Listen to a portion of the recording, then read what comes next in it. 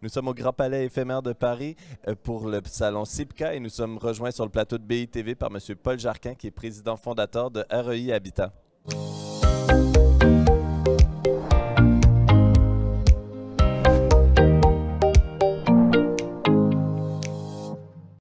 Paul Jarquin, merci d'être avec nous sur le plateau de BITV. Bonjour. REI Habitat est depuis déjà plusieurs années un premier de cordée dans la promotion immobilière d'opérations en bois. Comment a évolué votre approche de développement d'opérations au cours des dernières années? C'est vrai que ça va faire maintenant près d'une quinzaine d'années qu'on développe des opérations exclusivement en structure bois. Donc au fil des années, on est en train de développer notre compétence en engineering. Et aujourd'hui, j'ai envie de dire, depuis notamment l'entrée d'AXA Investment Manager à notre capital en 2020, on réfléchit vraiment sur les enjeux d'aller de la forêt à la ville. Et donc, en fait, en termes de méthode et en termes de process de comment on monte une opération, ça a un impact très important. Et on est vraiment dans une logique de dire, voilà, avec le Bois de France sur nos opérations, d'aller sur toute la chaîne de valeur. Donc, on sait... on va vers des systèmes constructifs bien précis, avec une maîtrise de la supply chain. Donc c'est vrai qu'on est même à l'intérieur de l'immeuble, si je me souviens bien, avec notamment est-ce que j'ai raison de me rappeler des voitures électriques, des services aux utilisateurs? Oui, alors on a une filiale qui s'appelle Remake, donc, qui fait à la fois de l'économie circulaire, Oui. Donc on récupère les chutes de nos chantiers et même à l'extérieur, et on fait du réemploi de matériaux. Donc ça va parfaitement avec le bois, mais ça c'est quelque chose qui maintenant depuis 2015, donc ça aussi c'est en train de se structurer, on veut continuer d'accélérer là-dessus. Et ce dont vous parliez aussi, c'est on a des ateliers participatifs qui font partie de notre processus, donc c'est-à-dire que souvent... certains maîtres d'ouvrage font appel à ce qu'on appelle des maîtrises d'usage pour réfléchir voilà, au futur, la conception d'usage des bâtiments.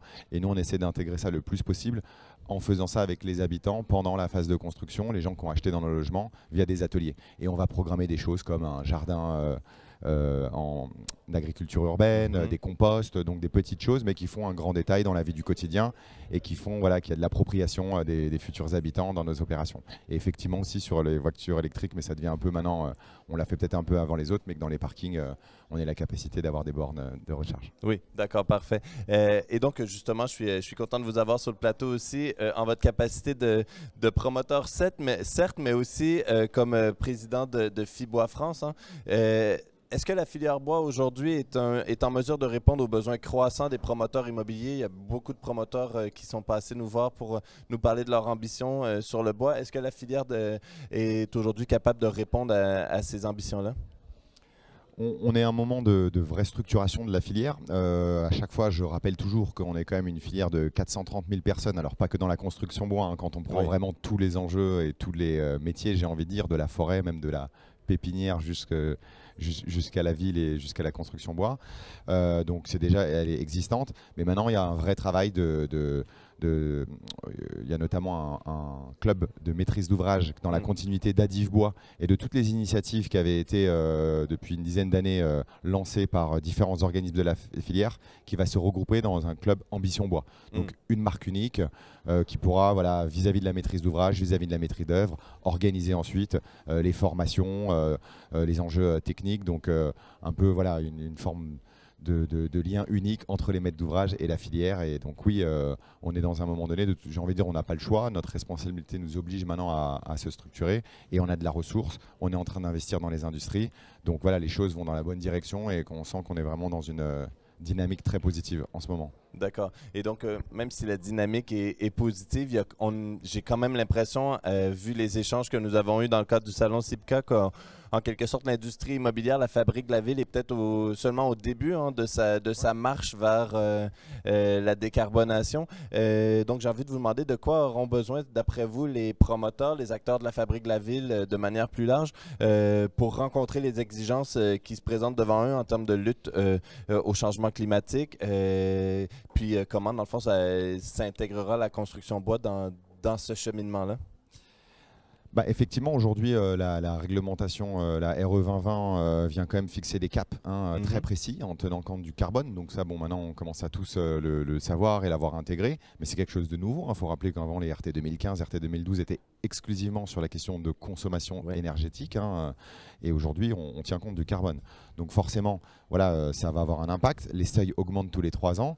Donc c'est vrai qu'on peut parler quand même de révolution. Parce qu'aujourd'hui, même s'il y a d'autres produits et d'autres filières qui investissent, c'est le moment où le bois, les biosourcés sont vraiment au cœur de la solution pour des raisons qu'on connaît tous maintenant. Le stockage carbone, le fait de, grâce à la photosynthèse, quand les arbres grandissent, captent du carbone. Donc ça, c'est des choses qui commencent à être bien connues. Donc un peu, j'ai envie de dire, ce que nous, on a fait depuis là, je reprends ma casquette de promoteur bois, mais depuis le début, nous, ce changement de process qui pour certains est une révolution, un grand changement dans la méthode de faire la ville, voilà, tout le monde va devoir y passer à un moment ou un autre parce que ça devient réglementaire et c'est une obligation, et puis ça devient une responsabilité collective, là où tout le monde aujourd'hui, on n'est plus en 2015 où voilà, le climat c'était encore quelque chose dont on parlait à la télé de temps en temps. Là ça rentre dans nos métiers et on est quand même dans une phase très opérationnelle où on doit un peu jobber, j'ai envie de dire, le climat de façon voilà, positive mais concrète aussi. D'accord. Parce que je me permets peut-être une dernière question avant de terminer. Est-ce qu'aujourd'hui, justement, le contexte réglementaire avec la RE 2020 vous permet d'être moins en rebours par rapport au contexte législatif quand c'est le temps de justement être un petit peu plus innovateur en matière de construction? Est-ce qu'aujourd'hui, le contexte vous permet d'être innovateur en matière notamment de construction bois et de construction bas carbone? Là, vous me demandez sur RUI. Oui, c'est ça, exactement, pour les promoteurs peut-être les promoteurs qui veulent se mettre davantage à l'innovation. Est-ce qu'aujourd'hui, c'est plus facile que dans le passé de pouvoir faire cette innovation-là? Je pense qu'il faut continuer à innover, mais il faut aussi se dire que les solutions, elles existent. C'est-à-dire que les solutions de bon sens écologique des matériaux comme le bois, les biosourcés, même le géosourcé, on est aussi dans un moment où on renoue avec des savoir-faire d'il y a avant, j'ai envie de dire, la révolution industrielle d'il y a 150 ans. Donc bien sûr que ce n'est pas les mêmes produits, mais on est quand même dans les mêmes philosophies et dans les mêmes savoir-faire. Donc on renoue avec ça, les solutions sont là, donc des fois on veut toujours de l'innovation. Maintenant c'est structurer les filières, c'est s'organiser, c'est-à-dire de dire bien tenir compte de la ressource. Est-ce que la ressource forestière elle est illimitée? Non. On voit qu'il y a des conflits d'usage aussi potentiellement avec d'autres usages. Le bois énergie, voilà. Je connais bien sûr moins les autres filières comme la paille, le chanvre, et puis même il y a d'autres innovations sur le second œuvre. Donc maintenant on est vraiment dans une logique de créer les modèles économiques. La bioéconomie, on sait quelle elle est. Maintenant il faut la structurer et voilà, c'est plutôt... C'est une forme, c'est des innovations aussi de processus, mais c'est pas que de l'innovation technologique en se disant alors tant mieux s'il y en a des nouvelles qui nous permettent d'avoir des nouveaux produits, des nouvelles façons, mais c'est avant tout de faire avec ce qui existe déjà, mais de se professionnaliser, de développer les filières, et c'est comme ça qu'on va un peu réorganiser notre métier et notre façon de faire la ville. Parfait, super. Je vous remercie beaucoup pour cet éclairage. Merci à tous et toutes d'avoir été avec nous. Je vous dis à bientôt au CIPCA sur BITV.